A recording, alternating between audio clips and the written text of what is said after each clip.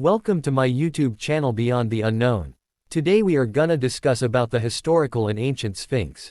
Before we start our video, don't forget to subscribe and press the bell icon so you can get notified for amazing videos like this.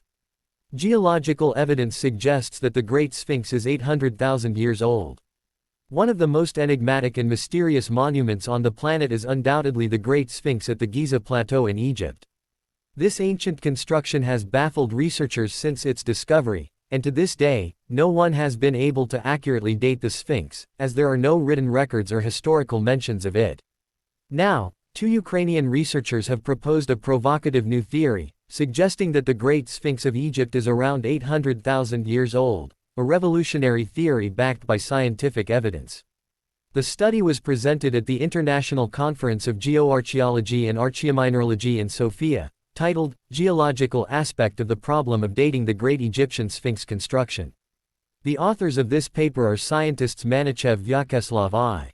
Institute of Environmental Geochemistry of the National Academy of Sciences of Ukraine, and Alexander G. Parkhomenko, Institute of Geography of the National Academy of Sciences of Ukraine. These experts' starting point is the paradigm shift initiated by Western shock, aiming to challenge the orthodox view of Egyptology concerning the possible remote origins of Egyptian civilization and providing physical evidence of water erosion present at the Giza Plateau monuments. According to Manichev and Parkhomenko, the problem of dating the Great Egyptian Sphinx construction remains unresolved, despite its long-term research history. A geological approach, combined with other scientific natural methods, permits addressing the question of the Sphinx's relative age. A visual investigation of the Sphinx revealed the significant role of water from large bodies, which partially flooded the monument, forming wave-cut hollows on its vertical walls. The morphology of these formations is analogous to similar hollows formed by the sea in coastal zones. The genetic resemblance of the compared erosion forms and the geological structure and petrographic composition of sedimentary rock complexes lead to the conclusion that wave energy, rather than sand abrasion in the Aeolian process, was the decisive factor in the monument's destruction. Extensive geological literature confirms the existence of long-living freshwater lakes during various periods of the Quaternary, from the lower Pleistocene to the Holocene. These lakes were distributed in territories adjacent to the Nile. The upper large erosion hollow of the Sphinx corresponds to the water surface level of the early Pleistocene. Thus, the Great Egyptian Sphinx was already standing on the Giza Plateau by that geological time. Manichev and Parkhomenko present a strong argument regarding the Sphinx, based on geological studies supporting Schock's view on the Sphinx's age. They focus on the deteriorated aspect of the Sphinx's body, leaving aside the erosive features previously studied by Schock. Ukrainian scholars emphasize the undulating terrain of the Sphinx, displaying a mysterious pattern. Mainstream scientists explain this sharp feature based on the abrasive effect of wind and sand, stating that the undulations formed because harder rock layers better withstand erosion while softer layers were more affected, forming voids. However, Manichev and Parkhomenko note that this argument does not explain why the front of the Sphinx's head lacks such features. Regarding Schock's argument about the heavy rain period around 13,000 BC, the Ukrainian scientists partially recognized Schock's hypothesis, suggesting that the Sphinx's erosive features date back further than 13,000 BC. Manichev and Parkhomenko argue that wind erosion in the mountainous and coastal areas of the Caucasus and Crimea, which they know well, differs morphologically from the Sphinx's erosive features.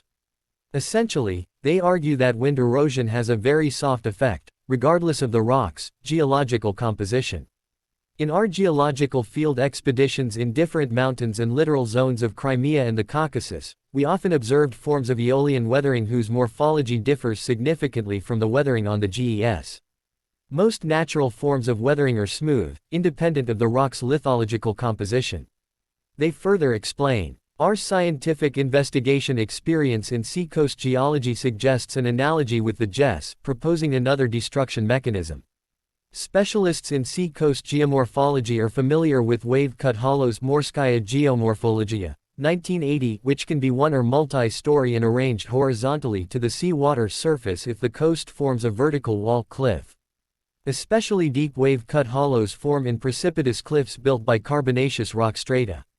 Such coastal relief forms are well known and studied in detail on the Black Sea coast of the Caucasus and Crimea. Popov, 1953, Zenkovich, 1960. The general model of wave-cut hollow formation in Caucasian flysch rocks is given by Popov, 1953, 162, Fig. 3. The wave energy process directs to the rock stratum at the water surface level. Both saline and freshwater can dissolve rocks. Manichev and Parkhomenko propose a new natural mechanism explaining the Sphinx's undulations and mysterious features, the impact of waves on coastal rocks. This process could produce ripples over thousands of years, visible on the Black Sea shores.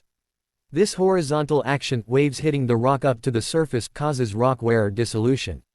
These cavities observation on the Great Sphinx led Ukrainian scientists to believe that this monument was affected by this process in the context of large water body immersion, not regular Nile flooding. Manichev and Parkhomenko suggest that the Sphinx's geological composition is a sequence of limestone layers with small clay interlayers. They explain that these rocks have varying degrees of water resistance and argue that if the hollows were due to sand abrasion alone, they would correspond to a certain lithological composition stratum. They suggest that the Sphinx's hollows are formed within several strata or occupy part of a homogeneous composition stratum. Manichev and Parkhomenko firmly believe the Sphinx was submerged underwater for an extended period.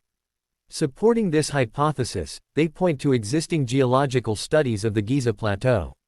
These studies indicate that at the end of the Pliocene, between 5.2 and 1.6 million years ago, seawater entered the Nile Valley, gradually flooding the area and creating lacustrine deposits at 180 meters above the present Mediterranean sea level. According to Manichev and Parkhomenko, the sea level during the Calabrian phase aligns with the highest Jez Hollow level, causing Nile overflow and long-lasting water bodies, corresponding to 800,000 years ago. This evidence contradicts the conventional theory of deterioration by sand and water, a theory already criticized by West and Schock, who noted that the Sphinx's body was buried by desert sands for many centuries, so wind and sand erosion would not have damaged it. While Schock saw the action of continuous rains, Ukrainian geologists see the effect of lake waters from the Pleistocene. This suggests the Great Sphinx of Egypt is one of the oldest monuments on Earth, drastically pushing back the origin of mankind and civilization. Some might find Manichev and Parkhomenko's theory extreme, placing the Sphinx in an era predating human existence according to accepted evolutionary patterns. Moreover, the adjacent megalithic temples built with the same stone would also date back 800,000 years, implying ancient civilizations inhabited Earth far earlier than mainstream scientists acknowledge. I hope you guys enjoyed and gained lots of knowledge about the Sphinx. Don't forget to share this videos to the friends who are interested in ancient and mysterious things. Thank you.